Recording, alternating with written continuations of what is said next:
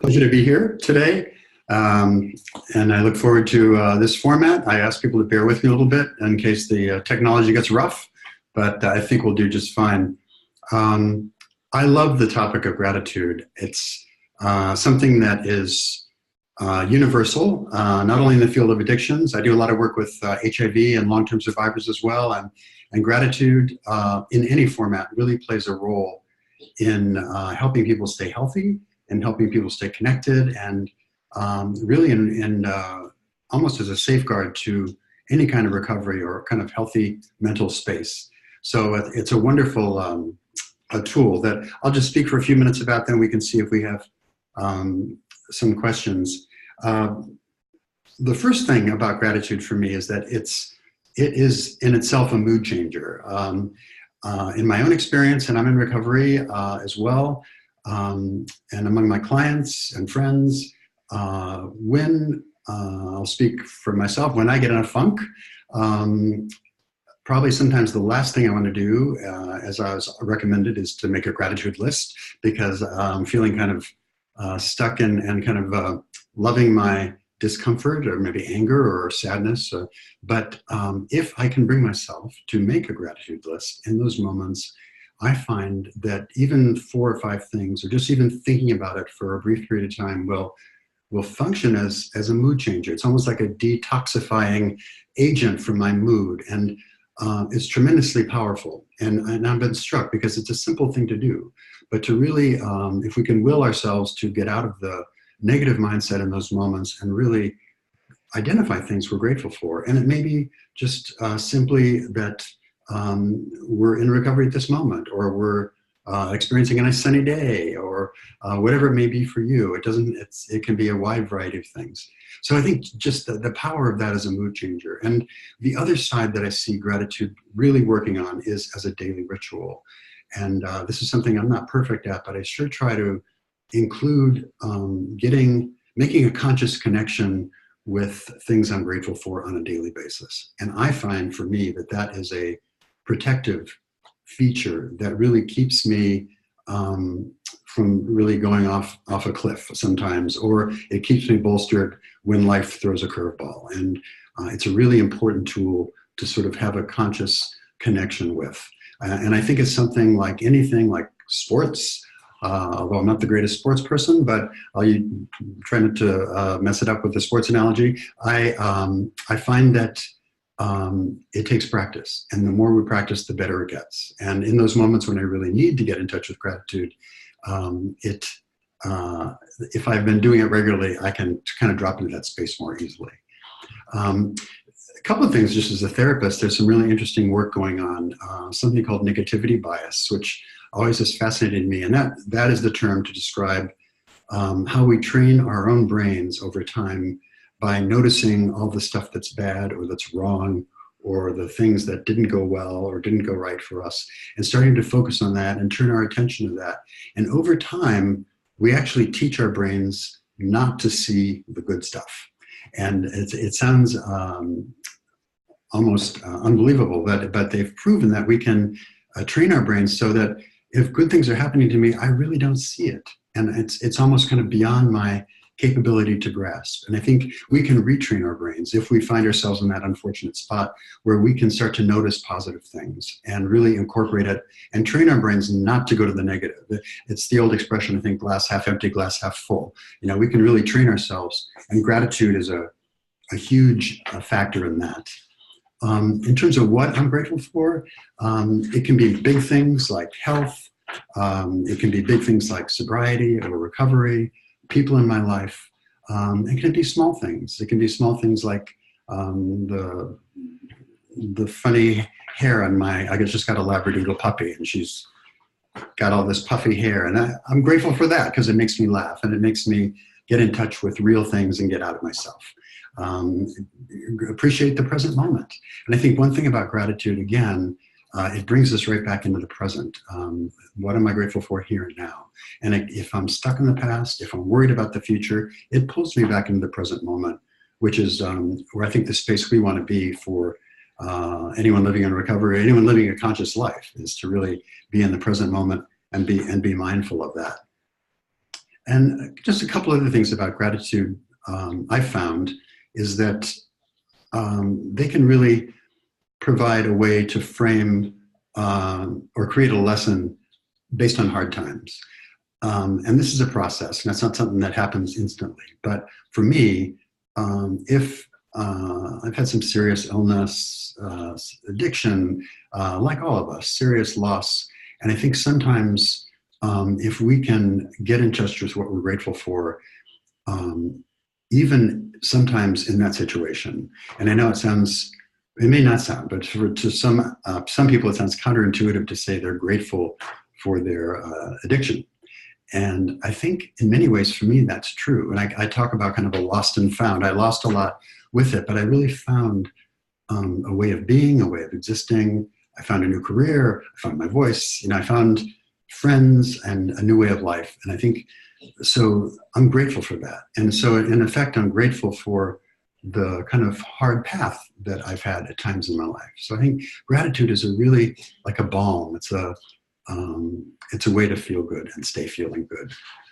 And the last thing I'd like to say is just, I think for many of us, anyone living as an addict or even a partner of an addict, we find that we don't often think a lot of ourselves and we minimize our gifts and talents. And I think one thing gratitude has done for me is to help me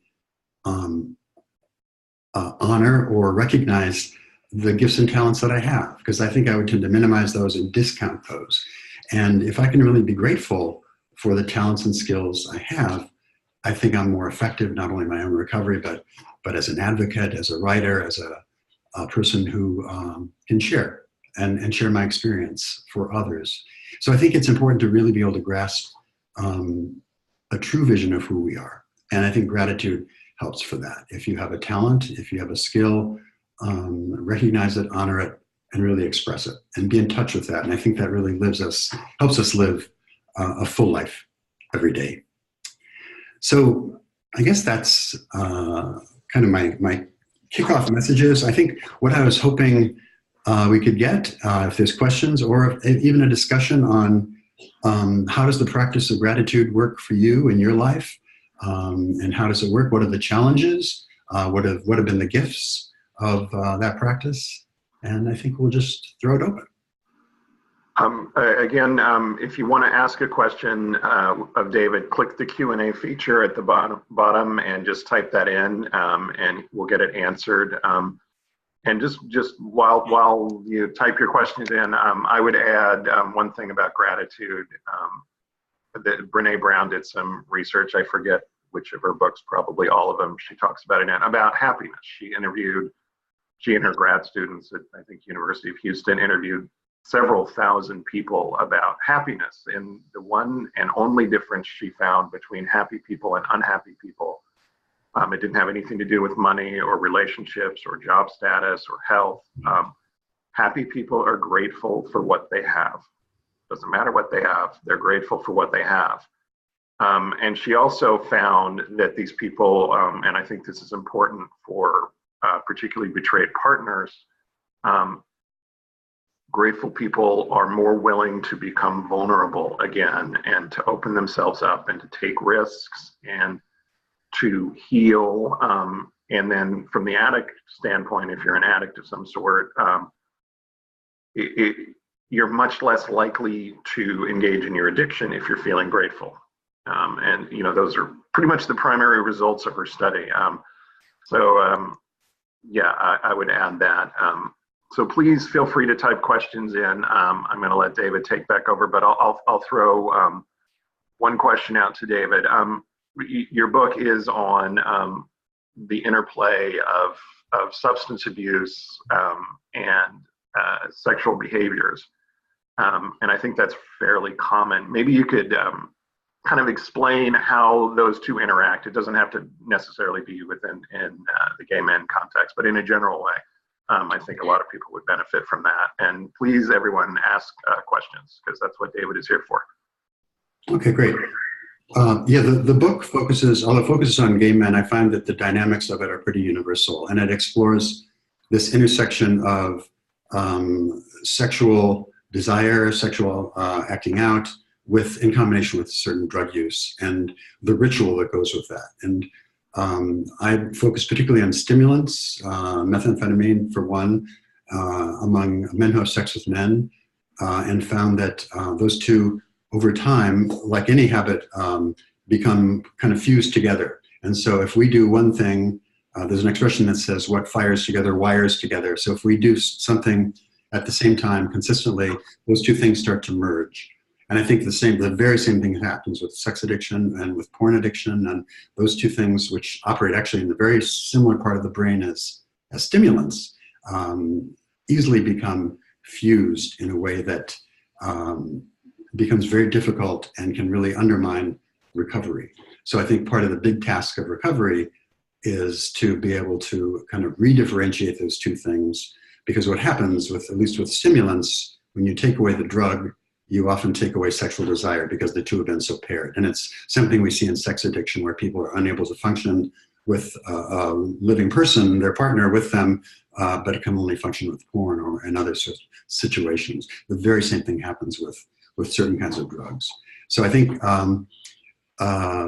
one of the challenges probably a lot of addicts have when it comes to sexual behavior, which is a huge topic in recovery, is that they may never have had sex without the benefit of some kind of mood-altering chemical. And that going back to what Scott just said about vulnerability, being able to be intimate with someone really requires an ability to be open. And I think if we have mood-altering questions like that, that kind of openness is really challenged. So the book explored that and how one starts to regain intimacy and sexual desire in recovery. And I found it applicable not only to stimulants, but to other drugs as well, where people have to really learn how to recognize healthy sexual desire and start to be brave enough to experiment. And I've had many gay men who, as clients, who have had hundreds, if not thousands, of sexual partners in their addiction, but when it comes down to actually meeting for somebody for coffee, in kind of a date format, have a lot of difficulty, because that's sitting across from the person, that's being intimate and vulnerable in a way that they're not used to with that sexual behavior and the drug use. So I think the ability to kind of be in your own skin, be vulnerable, be present, really is an essential feature to reclaim that kind of healthy sex and intimacy that we see. So I think that's an essential part. And gratitude, to bring it back to that, I think gratitude is kind of the anchor that helps us stay present for ourselves when we're in those situations that can be kind of triggering or threatening. Okay, I see we have a couple questions. My husband has abused dexamethasone for years for energy, in quotes, and it seemed to tie to his period of sex addiction. Do you have any feedback on this drug? Is it abused by others in this way? Wow, that is a great question. And absolutely, dexamethasone is an amphetamine, like many other amphetamines in different forms. Methamphetamine is not the only one. Cocaine, of course, is an amphetamine. And there's been a lot of prescribed amphetamines, including dexamethasone, for many years. You know, I think I talk about a love affair that this country's had with stimulants ever since World War II, where actually they gave the soldiers methamphetamine for energy, and that was kind of embraced by the medical community after the war and said, well, you know, let's, if you have a problem, take a little bit of an amphetamine, it'll solve all your blues. So I think we became open to it. And what we see, as your husband talks about, is this connection, very easy connection for people to make with stimulants and sexual behavior. And it sounds from what you've just said, if the two were occurring at the same time, I have no doubt they were linked. That the amphetamines really kind of stoke sexual desire, they heighten sexual desire, they decrease inhibition, they kind of turn on this feeling where people kind of feel invincible and attractive and hot and very sexual. And ironically, the amphetamines actually interfere with physiological sexual functioning, but it turns on the brain. And those two become bonded in a big way. So I am not surprised at all. What we see mostly among men who have sex with men, or that would be gay men or bisexual men, or even trans men, we see this mostly occurring with methamphetamine.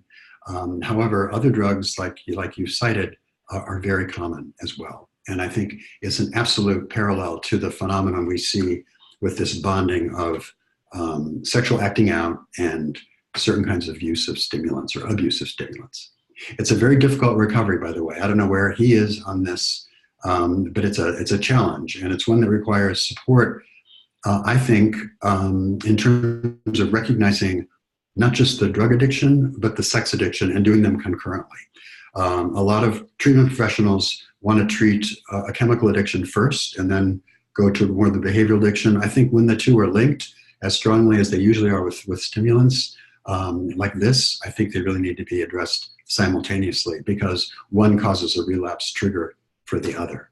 So it's a really important question, and absolutely any kind of amphetamine has the potential to do this. I will say too, around the country we're starting to see, and methamphetamine has always been kind of the king of releasing dopamine. It's a hugely addictive and powerful drug.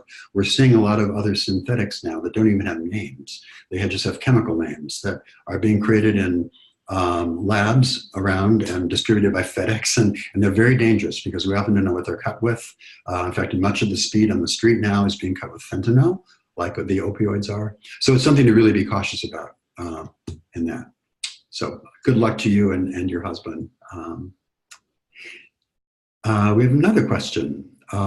What if you're new at the game of mindful gratitude? How do you get past the negative thoughts a partner has after disclosure to see other areas in life that are not so overwhelmingly negative?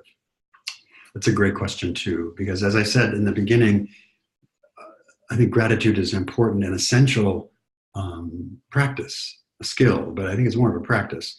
And if you are besieged by a lot of negative thoughts, especially if you're the partner, where there's a lot of betrayal and anger, that can really impair the ability to get in touch with being grateful or having a positive feeling about something. So I think one of the things I found is that we can't just pop into gratitude and be happy. That's kind of first of all, I think you want to smack people like that if they just do it too fast. But second, it's a process. And I think we really have to honor, and you have to honor and give voice to some of the negative feelings you have and express them. And I think sometimes that we kind of sit on it and wait for them to go away or change, or we're reluctant to let them go because we want that recognition that there was this betrayal. And I think it's really important to be able to get those negative thoughts and somehow separate them from yourself. And I find it useful to express them. That may be writing, it may be expressing them to a friend or a sponsor or even your partner. It may be doing some body work, doing some exercise. I think anything to move them. What happens with those negative feelings? They settle in, and the longer they get kind of settled and fixed, the harder it can be to kind of release them. So I think it's certainly a process, and I have to honor the process. I think we can't rush too much into being positive and grateful, but I do think that we don't want to get stuck in the negativity, and that means really giving it voice. By the way, with journaling and writing, I think so many people now use keyboards. They found just neurologically, if we're doing journaling, use one of these old-fashioned low-tech things, a pen, because our brains actually work differently when we're writing by hand. And what we journal can often be much more powerful. So again, just to move those negative thoughts, to express them, to really honor them, not to kind of bury them and pretend they're not there and go into kind of an artificial perkiness or happiness, but to really own it, but have some movement. I think it's unhealthy and certainly uncomfortable to stay stuck in those feelings. And it's really important to be able to release them, to give them away and not live with them. And I think once we're able to create some space, because in my experience, that all that negative stuff just fills up one's life. So there's almost no room to breathe. And I think once we release that, there's some space in the room where some sunlight can get in there, and some cleansing and soothing features that we see with gratitude and other kinds of practices. But I think if you're new to the game, it's going to take practice. I think I love the way you phrased the question, and that was being mindful of gratitude. And I think I didn't mention, I don't think this term, but mindfulness is a real key part of that and mindfulness isn't, to not make it overly complicated, it's simply being mindful of what's happening in the present moment. So we're not, as I mentioned, in the past, we're not in the future, we're right here in the present and aware. And I think that awareness can put us in touch with our bodies, our feelings. Oftentimes when we have these negative thoughts, it's not unusual to kind of go numb or to actually drop into an addictive process ourselves, to kind of distance ourselves from those uncomfortable feelings. So to really start to get in touch with that and ask for the support you need to really express that and move that and do what you can to get past it, but certainly honor it. I don't think it's a good idea, as I mentioned, for somebody to just jump into a grateful mindset, but it's an incredibly important tool, essential tool, and you want to certainly move toward it. But I would just encourage you to practice, just keep practicing. And even when you don't feel like it, and it may start with one thing, what am I grateful for? Well, I'm breathing, okay. And you might be able to move to 5. And what I found is that if you can make it a ritual, and by that I mean doing it every day, doing it at the same time every day, maybe in the morning, maybe at night, I have found that has some power. And suddenly, if you're picking from a list of just 2 or 3 things that you're grateful for, suddenly it starts to flow. And it starts to feed itself. And I think it becomes very beneficial and useful. So, David, we've got a question over in the chat feature, which I'll read for you. Okay. It says, I was in active addiction for 15 years and lived a dual life until last year when I was hopelessly defeated by this stuff. I walked into an SAA meeting and have gratefully recovered from my bottom line behaviors. Congratulations. I wanted to know if there is a definitive time, this is a great question for David, if there's a definitive timeline on when my brain can recover from the years of damage. Great question. Yeah, indeed it is. We only have 30 minutes left, right, Scott? I could talk about this a long time. So there's been some really, really interesting work on the brain, and a lot of this has been done on stimulants. But what we know is that there are tremendous parallels between the way the brain works with sex addiction and stimulant addiction. Same reward circuitry involved in the brain. What we know from methamphetamine and sexual behavior, sexual impulsivity, compulsivity, is that the brain tries to adjust to this high level of stimulus while one is in the addiction. And what that addiction is doing for us is releasing a neurotransmitter called dopamine, which makes us feel good. And methamphetamine just releases a ton of dopamine, which gives it that powerful bump, if you will. Sex addiction does the same thing. And we know that even the ritual of sex addiction, like for the gay men I work with, they have apps like Grindr and Scruff. I guess everybody has apps now. But even pulling out their phone to look at the app will start the chemicals going. So over time, this dopamine system becomes kind of altered. And a lot of the receptors get shed, so the brain can try to accommodate this level of stimulus. And so the brain is trying to adapt all during the addiction. Once someone gets into recovery, whether that's in SAA or in Narcotics Anonymous or Crystal Meth Anonymous, whatever the recovery is, if the brain has been affected, that dopamine transport system, there is a period of recovery that occurs. And that period, and there's good news and bad news. The bad news is that, the good news I'll give first. The good news is that those neural pathways do regenerate. They do grow back. It does come back. The brain does regain its ability to distribute that dopamine. And dopamine is essential for just feeling normal, being able to experience pleasure, all kinds of things. So those pathways come back. The bad news is that it can take up to 24 months. So in that time, it's not like a switch goes on at 24 months. It's a gradual process.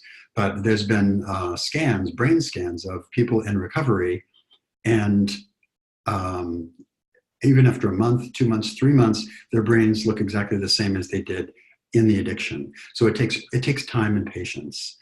Every person is different. By 24 months, those pathways should be back in place. But I have found that that process can be slowed if people are not, they can be totally abstinent from the behavior, but if their thoughts, if their fantasies, their sexual fantasies particularly, are still going to that kind of either drug spot or addictive behavior spot, that keeps those pathways alive and really slows down the behavior. So I try to encourage my clients to not only obviously get clean from the drug behavior, but really avoid kind of addictive kind of thinking in terms of their sexual thoughts and feelings, because that will slow down that recovery piece. The good news, it does happen. It's going to take a while. By the way, if in that process, what happens, and I think this is accounts for some of the relapse we see with stimulants and with sex addiction as well, is that until the brain gets the ability to distribute that dopamine again, people are feeling unable to experience pleasure. They're feeling very blue, low energy. They can't concentrate. There's a lot of impulsivity. So a lot of negative things can happen in that period of time. Just use the tools you can, stay patient, and know that it'll get better. But it's going to be a slow process that really takes vigilance. Great question. So I see we have another one here on the board. I'll stick to the same lines as the first question. My husband is a sex addict. He uses testosterone. He has for about 3 years now. I know that clinically, blood work shows his levels are a little low. However, I feel a huge connection between his, quote, needing to take it and his addiction. I've requested that he stop for his first year of recovery. He just got home from a 45-day inpatient treatment. He says he's not stopping because it helps him with energy and focus, and the doctor at the treatment center proved it. Also adding in that he can suffer from depression if he does not treat it.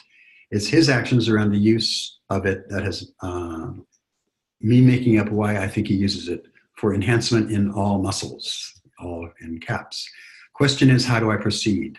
I did let him know that I'll not partake in picking his prescriptions. I'm not sure I can do anything else. That's a great question. Testosterone, obviously, is an essential hormone. Both males and females have it in balance.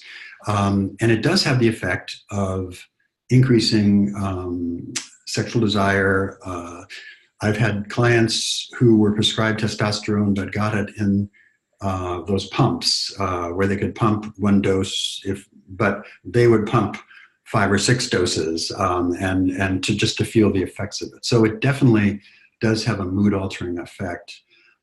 What your husband's doctor said at the facility is also true, that if someone actually has low testosterone, it not only affects their sexual drive, but it affects their energy level. It can make them depressed. So it does have an impact. I personally ask my clients not to do testosterone in the beginning, simply because I have found that these chemicals, these ideas, these triggers can so easily push someone down the wrong path. And something as powerful as a surge of testosterone, if you're feeling it, can really be a kind of an internal trigger or impulse to really kind of act out. So I think it just makes it more difficult.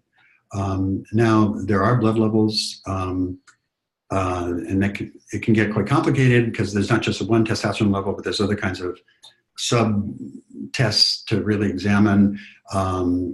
But I would just, I ask my clients to stay away from it. Now, I agree with you that you really can't partake of his picking his prescriptions. You can have an opinion, you can share your opinion. I guess it does lend some power to it that the doctor at the facility prescribed it. One thing I guess to be cautious of is how he takes it. There are transdermal forms of testosterone that goes through the skin that keeps the dosage fairly consistent. Another way that many people often want to inject it for that feeling is to inject it with an IM or intramuscular form every week or every 10 days. And that gives a real spike. And sometimes I've found that a lot of people in addiction or in new recovery really kind of crave that spike because it gives them that feeling again.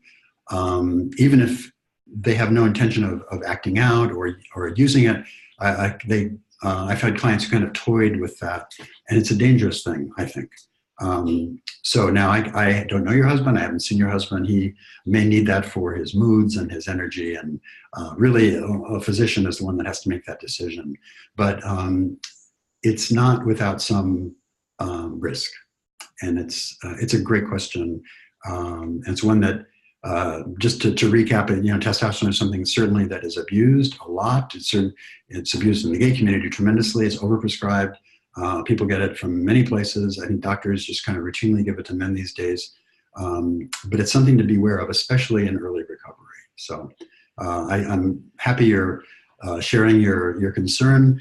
Again, it's a matter of how you're going to handle it with your husband. I think, though, he and his doctor need to pick his prescriptions, but you certainly have a right to an opinion and a voice about it. Thank you.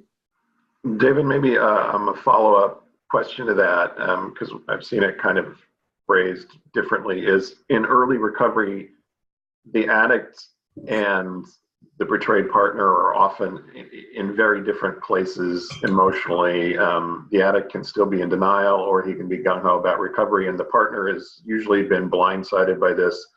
How can people maybe resolve some of the difference between where they each are in their relationship and how they move forward, just in a general way? Yeah, in a general way, I think what I've found is that it's sometimes not a bad thing, in my opinion, for people to go to their individual corners and really deal with their feelings initially, have some support, have a place to talk about it, have a place to share their experience and their feelings, and then re-engage. And I think it's a matter of timing. I don't think you want to go too long before re-engaging. And I think oftentimes I've found that because there is this total gulf between where people are at, including a lot of unresolved feelings and anger and betrayal. And I think it's important to probably have a professional guidance in that. Couples therapists or any therapist really can really give some essential kind of communication tools that are very beneficial in terms of starting to talk this out. And I think oftentimes the presence of a third party, like a professional therapist, can really kind of act as a moderator and help people find common ground. And I think that's one of the essential tasks here, is to really see, to align goals somehow for the relationship, for the marriage, and to really not just dismiss each other's feelings, but to really work on them, go through that process, and then re-engage in a way that's healthy. And I think, again, that takes time, but I also think it can really speed up or benefit from the use of a professional counselor kind of mediating that. It's important. And each person, I think, needs to have their own separate program of recovery. It's not the task of one or the other to get better. I think each person can benefit from certain tools. And not to say that the partner, I know Rob has a book coming out on this issue where in many cases, I think partners have been kind of told that they have a big problem as well. And I think sometimes in Rob's view and in mine, they're just really trying to act out of love and care for their partner. And this terrible thing has kind of besieged them. So I think we don't want to pathologize partners, but I think it's important for the partner to do their own work in terms of finding tools, finding skills, giving voice to their feelings, and trying to move those in a way that doesn't just drag them down. And so it certainly is a process, one that many couples have gone down successfully, but I think it takes time and a lot of support. Yeah. How involved should a partner or a parent or a sibling or whoever be in the addict's recovery, in terms of monitoring and getting information? And when does the addict have a right to say, hey, back off, my recovery, not yours? Or does it vary? Yeah, I mean, I think, some of the behaviors we see before recovery, I've had many clients who you know, check phones, monitor emails, kind of put tracers in the car, kind of do everything they can to monitor in a way to kind of control and get information and see what's going on. I think that's really unhealthy for everybody. I understand the urge for it. It makes sense to me, but I believe that we have to be able to kind of give space for healing, and it's important for, again, I think, to have guidelines.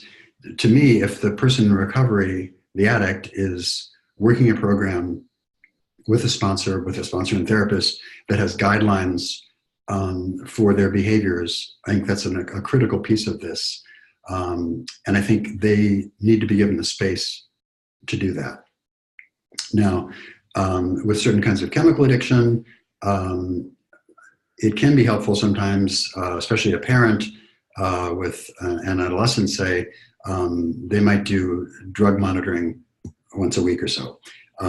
That's a common practice. It can be actually a motivator, but it can also be a real disruptive force because the dynamic suddenly becomes not about everybody taking responsibility for their own recovery, but about being monitored, the anger that goes with that, the resentment, and really kind of doing something. It can lead to kind of sneaky, addictive kind of thinking. And so I think it's important to really honor the process and to give people some of their space. Now, you know, the word that comes to mind here that's such a huge issue is trust, right? Trust is often gone, and that takes time to recover. And I think every addict would like to know that the trust has been is back in place pretty fast, and it's not going to be. It's going to take time to occur, and I think we have to honor that process as well. But I think if the partner gets too involved in trying to monitor and control, it kind of just feeds some of the unpleasant and negative behaviors that have affected them while the partner was in active addiction. So I think it's a cautionary tale to kind of beware of jumping into that kind of behavior too much. I understand the impulse totally, but ultimately each person has to do what they're going to do and is going to have to live with the consequences of that. So that's just my personal opinion on that piece. Everybody, you can ask questions using the Q&A feature. I can sit here and ask David questions all day because I love talking to him, but this is for you, not me. But I will ask you one more question. You talked about rebuilding trust, particularly in the case of sex addiction. What can an addict do? What steps can he or she take to rebuild trust with the betrayed partner? And what should he or she not do? Wow. So to rebuild trust, I mean, as I said, it's a long process. It's a difficult process. I think one of the, if not the primary thing, one of the most important things one can do is to work a solid program of recovery. And I think to be taking the steps that show that one is on the path. And I think open communication, being honest, including expressing one's needs if one needs time. If this is not the right time to talk about something, to be able to say that, but then agree to a time, okay, when would be a good time to process this? I think these kind of things, so this open communication where people have a right to boundaries, but have a right to express their needs and a right to feedback from their partner is an ultimate kind of goal to reestablish that trust. I think too, there's little signs, and not as obvious sometimes in terms of as they might have been during an active addiction, but being more present. If I get a sense that someone is maybe doing more around the house or checking in with me more, and some of the addictive behaviors where people get so disconnected, I think a sign of recovery is that kind of reestablishment of more healthy interaction and being present for each other. So I think that over time, just that, being considerate, little things, taking an interest in a partner and what's going on, and following up on things, following through, having integrity with one's word and one's action. I think that over time is really the best way to reestablish a high level of trust that's really essential. In terms of things not to do, I guess it's important, obviously, to avoid the kinds of behaviors that we think of as going with an active addiction. I think any kind of sneaking, even being unaccountable for periods of time, for having kind of suspicious behavior, things that promote suspicion, for being not willing to communicate with some level of openness and integrity, not following through on one's word. I think those are all key issues as well. So, every couple I think has a different journey in how they do this, and everybody always asks, "Is there what's the time frame here?" And I don't think there's necessarily a right and wrong way, but I think the elements that I found that a lot of couples have is that willingness to work their own, be in their own space, to check their own feelings and make sure they're in a good space and working their tools, and then when they re-engage, to do it with love, with integrity, and with a willingness to be vulnerable and honest with each other. And I know getting there takes time, but that's really the goal, and that's where the healing really starts to occur at a higher and faster pace, I think. Okay, there is a question here. Excuse me. Can you speak to overcoming the shame of staying with a sex addict? Wow. So shame is one of those issues that is just universal in addiction. And it's a powerful negative force that really keeps us kind of trapped in a set of behaviors and a set of mindsets. Just to put on my teacher hat for a minute, the difference between shame and guilt. Guilt rather is having done something wrong, feeling bad about it. But shame is, to me, much more devastating in terms of feeling. It's this sense that I am flawed. There's something really wrong with me for doing this. And in the case you're describing, what's wrong with me? I have such shame that I'm staying here when other impulses are telling me that I shouldn't. So I think that shame is just such a toxic feeling. And oftentimes what I've found working with shame is that the shame that I'm feeling in this current situation, whether it's a partner or using a drug or behavior, oftentimes has echoes to other earlier periods when I felt that same shame. And I find it useful with clients, at least, to work on, and there's a time for this, by the way. Too soon is maybe too powerful, but to really start to connect, where have I felt this shame before? And what are the echoes of this that go all the way back? And I think to heal some of those things, even in the current relationship, really provides an opportunity to heal some of the shame that probably was there before the situation. So I think that's something to be grateful for, to bring it back to the topic. But in terms of overcoming the shame of staying with a partner, I think to really see, as I said, how that relates to other periods in your life, but also to really, there's a powerlessness in a negative way there in terms of shame. It's like there's a feeling of being trapped, not doing what it sounds like you have an impulse to do. And I think that shame is a result of that feeling of disconnect, of not having integrity to yourself.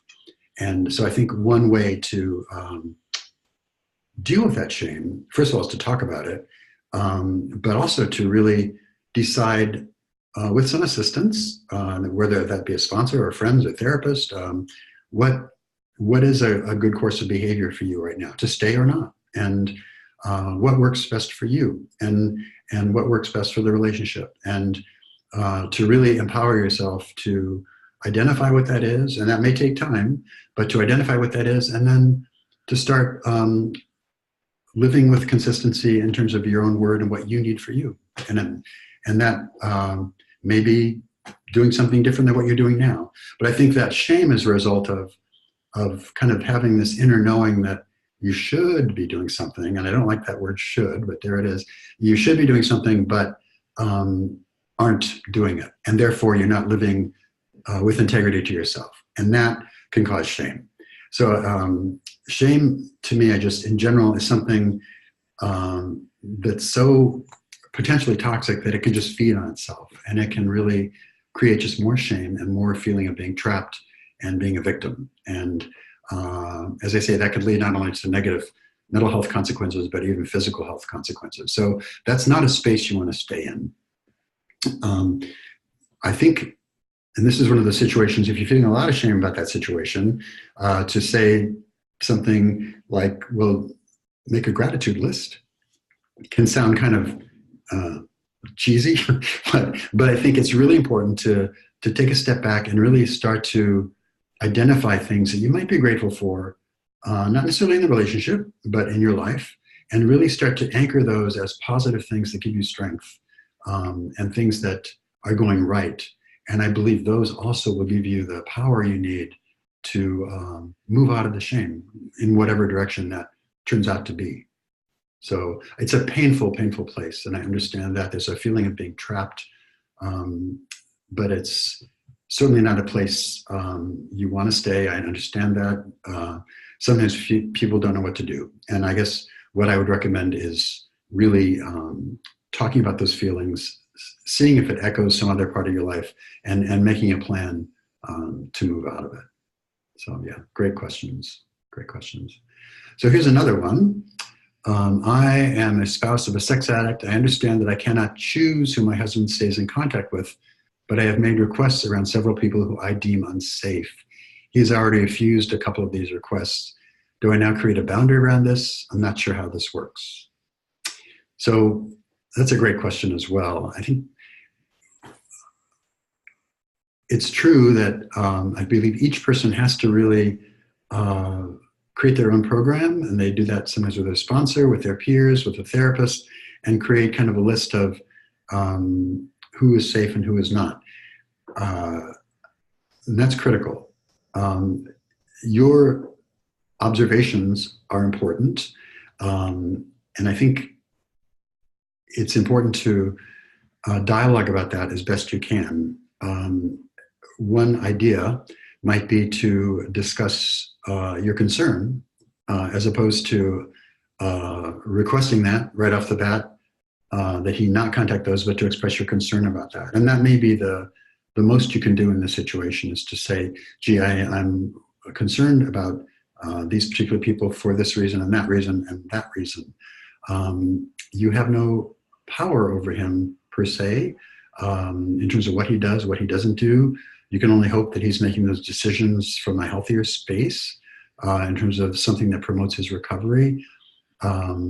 It may be something, if you're in any kind of couples counseling, to bring into a session and talk about what might be going on there. In my experience, sometimes those refusals or those issues are kind of connected to other issues as well. And those may be the things that we can see, but that refusal or the resentment or whatever may be tied to other things as well that can be unearthed with a little discussion about this. So I think probably that situation has been a universal one, where people believe that some of the the people that their partners are interacting with may not be the healthiest people to be with them. In my experience, at least, I think it's hard to really demand that. I don't think that's possible, but I think you can certainly express your opinion and the reasons why. In terms of creating a boundary around that, I think it is a boundary of sorts. I think you don't want to.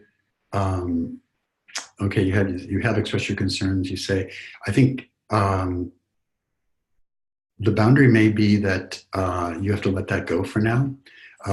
If you feel extremely strongly about it, I would recommend talking about that with a third party, a third person, where you could actually discuss why these people are so important, what's going on there. Is it really more an issue? And this is what I think often happens in these situations. It becomes a kind of a power struggle, and a situation like this, contact with people or not, can become the focus of a power struggle that's kind of more a broader concern in the relationship. So I think a way to address that is certainly express your concerns. Continue to, if you feel so strongly that you feel it's essential for that change to happen, I think you can make that request. You want to make that request perhaps in the context of a therapeutic setting where it can be processed. But ultimately, he's going to have to do what he's going to have to do, in my experience and in my opinion. I would add to that, and this is something a therapist told me a long time ago, was that boundaries are not about the other person's behavior. I can't control the other person's behavior. Boundaries are about my behavior. What am I going to do if he or she behaves in this way? And when I set a boundary, if I say, if you cheat on me again, I'm going to walk out the door, I better be willing to do it. Right. Otherwise, my boundaries have no power. And then the other thing that same therapist told me was, boundaries aren't about pushing other people away. They're about letting them safely in. And it sounds like that's what you're trying to do with your husband, so I applaud you. I just wanted to throw that in. And I would also say, for anyone who wants information about boundaries, there's a blog by Michelle Mays. I think it's called partnerhope.com, I think is where you can find her blog. She talks about boundaries quite a lot and has fabulous information. I highly recommend that. So anyway, back to David. Great. So we have another question here. After years in active sex addiction, I discovered my problem is maintaining healthy, intimate relationships. I have a deep fear of abandonment and other stuff stemming from my childhood that I've worked on in the last year in recovery. I find the idea of having a healthy, intimate relationship with a partner appealing, yet totally alien. I also have lots of fear. Can you make any suggestions for how I should grow into this next stage of recovery? Thanks in advance. Wow, great question, and congratulations on your recovery and working on these issues. This is kind of where the rubber hits the road here in a relationship. I have found that, and this sounds kind of counterintuitive, but the key to forming an healthy, intimate relationship with someone else is really to create a healthy, intimate relationship with yourself first. To really have some connection with you, your heart, and your feelings. And sometimes, as you indicate, and I think it's true of many of us, a lot of childhood stuff gets in the way of that. We kind of disconnected from ourselves a long time ago. And I think unless we are in touch with us, and although I use the concept of inner child, those of us that remember Stuart Smalley on Saturday Night Live used to make fun of kind of inner child and affirmations, but I think the idea of really loving that little person inside of us can really be a way to kind of identify with the wounded part of us. And then I think it's up to us to really work on that. And I think trauma probably underlies every kind of addiction. So I think I would suggest maybe some psychotherapy work where you can really work on some of those early years, because that resolving that is going to be the foundation on which you can become vulnerable and start to connect and be confident enough in yourself and compassionate enough for yourself that you can start to express those feelings to other people. And I think so that the key for me is to really help people create a relationship with themselves. And that may mean forgiving yourself and having compassion for the part of you that was an addict, for the part of you that was abandoned, for the part of you that did the best you could.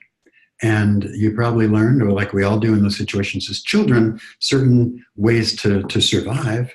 But now as adults, we have other ways. We have new, healthier ways that we can learn, and we don't have to relive those old, we don't have to be 6 or 7 or whatever age you were and re-experiencing that abandonment from the eyes of a child. So I think to really do some work on that. And then once you are really connected with yourself and have some compassion for yourself and forgiveness, I think then you're open to that kind of connection that ironically will lead to the forgiveness from the partner, will lead to that intimate connection and that vulnerability that's just the underlying principle of being able to connect to another person, to identify and to be patient. I mentioned the 2-year recovery window for that dopamine transport system. I think this process of healing, and as I heard over the weekend at a retreat, if we walk into the woods for 20 miles, it's going to be 20 miles to walk out. Many of us have worked on this on our addictions for a long time, and recovery is going to take a long time as well. I don't think it takes as long as it does maybe to hit bottom, but it's a process. And I think we have to have patience with ourselves. We have to have patience with our partners. And I think that ability to really love oneself is the key to everything, to loving others and being lovable. And I think that's the other thing that anybody who's experienced abandonment, anybody who's experienced trauma, one of the takeaways from that, the core belief, is that they are unlovable, somehow unlovable, and have to either be perfect, not to be abandoned, or have to earn their love in certain ways, or whatever it is, those core beliefs that aren't serving us well as adults. So I think to really unearth those and to heal those is everything in terms of moving forward in a relationship. Thank you, David. Thank you, everybody. I just want to say we're about out of time here, so I want to thank everyone for attending and for your questions. That's what makes these webinars really interesting and hopefully useful for you. David, love having you here. He is going to be here. Right now, we're scheduled for every other week at this time frame. I would also say he's going to be contributing blogs, written material to sexandrelationshiphealing.com. Probably starting within the next week or so. He's going to be writing on ways to improve and enhance your recovery. So those should be very, very interesting. He's an excellent writer. I highly recommend you check in. Rob Weiss will be our next webinar on Monday at 6. And I also wanted to announce, which I think Rob has been doing, that we will be opening a treatment center in the LA area for sex addiction later this year. And I don't want to let the cat out of the bag too early, but we're planning, David's expertise is stimulants and sexual disorders and their interplay. And we're planning a facility with that too, that hopefully David will be very involved with. So thank you everyone for attending. David, you want to say anything before we go?